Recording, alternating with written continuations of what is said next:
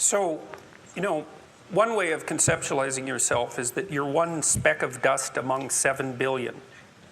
And when you conceptualize yourself that way, you might think, well, what difference does it make what I say or do?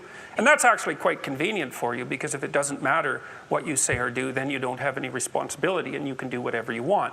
The price you pay for that is a bit of nihilism, but if you don't have to shoulder any responsibility, that's a small price to pay. That's the underground motivation for nihilism. But the other way of looking at it, and this is actually the accurate way of looking at it, is that you're in a network. You're a node in a network, and so you can do a little bit of arithmetic very rapidly and just figure out how powerful you are. You know 1,000 people. You're going to know more than that over the course of your life, but let's say 1,000 for the sake of argument for now. They know 1,000 people.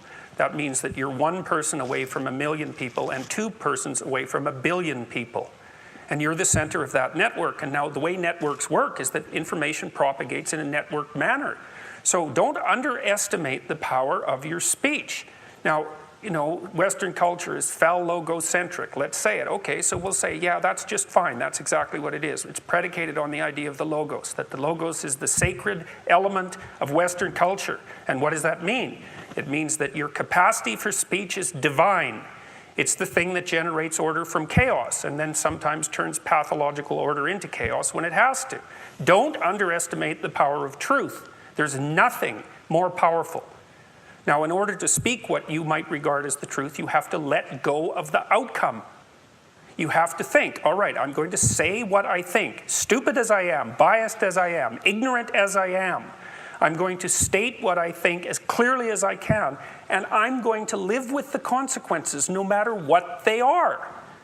Now, the reason you think that's an element of faith. The idea is that nothing brings a better world into being than the stated truth. Now, you might have to pay a price for that, but that's fine. You're going to pay a price for every bloody thing you do and everything you don't do.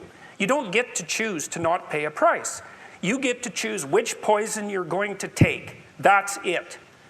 So if you're going to stand up for something, stand up for your truth. It'll shape you, because people will respond and object and tell you why you're a fool and a biased moron and why you're ignorant. And then if you listen to them, you'll be just that much less like that the next time you say something. And if you do that for 5 years, you'll be so damn tough and articulate and able to communicate and withstand pressure that you won't even recognize yourself. And then you'll be a force to contend with. And you don't get to wait until, because I get letters like Sad gets all the time too, from faculty members in particular, and they say, well, when I get tenure, it's like, then they think, well, when I'm an associate professor, and then they think, well, when I'm a full professor. It's like, if you're a professor already, you're like the most protected person in the history of the planet, and you need, well, okay, but one of the things that indicates is that it's almost impossible to provide people with enough protection so that they feel safe to speak. Okay, so we'll address that directly. It is not safe to speak, and it never will be. But the thing you got to keep in mind is that it's even less safe not to speak. Right? It's a balance of risks. It's like you want to pay the price for being who you are and stating your mode of being in the world, or do you want to pay the price for being a bloody serf, one that's enslaved him or herself? Well, that's a major price, man. That thing unfolds over decades, and you'll just be a miserable worm at the end of about 20 years of that, right? No self-respect, no power, no ability to voice your opinions, nothing left but resentment because everyone's against you, because of course you've never stood up for yourself. It's like, say what you think carefully, pay attention to your words. The price it's a price you want to pay if you are willing to believe that truth is the cornerstone of society. And in the most real sense, if you're willing to take that leap, then tell the truth and see what happens. And nothing better could possibly happen to you. There'll be ups and downs, and there'll be pushback, and there'll be controversy and all of that, but it doesn't matter. The truth is what makes the world, the truth is what redeems the world from hell, and that's the truth. And we saw plenty of hell over the last 100 years, and we haven't learned a bloody thing from it. It's like, wake up, tell the truth, or at least don't lie. That's a start. And you got to understand that's a risk. But I have one more brief thing to say about that. So, you know, I said what I had to say back in September, and I'm sure that I could have done it better, and many people have told me how I could have done it better, although it didn't mean they would actually do it, but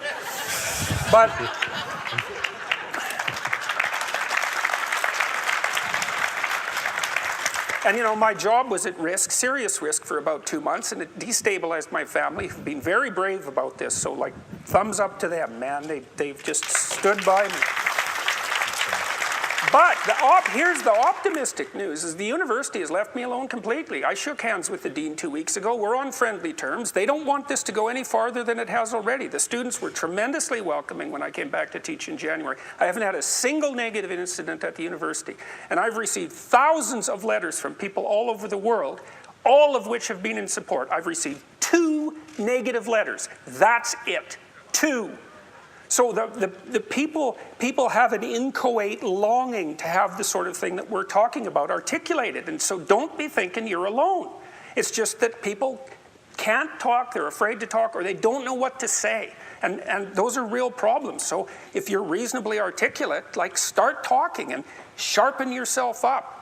I mean, the enemy is a cloud. They're a cloud of gnats. They're only courageous in groups. They're only courageous in mobs. If you stand your ground and don't apologize and articulate things properly, they'll disperse around you like they're not even there. So most of it's illusion. So don't be afraid, but be afraid of the right thing. And the right thing you should be afraid of is not saying what you say, because that's the same as not being. And here you are, suffering away. You might as well be at the same time. At least then there's something to you. So